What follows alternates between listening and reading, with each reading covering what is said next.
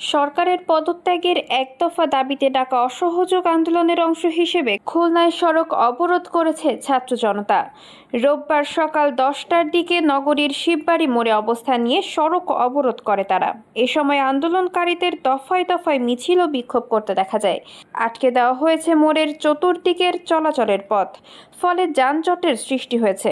আন্দোলনকারীরা স্লোগানে উত্তাল করে রেখেছে শিববাড়ি মোড়।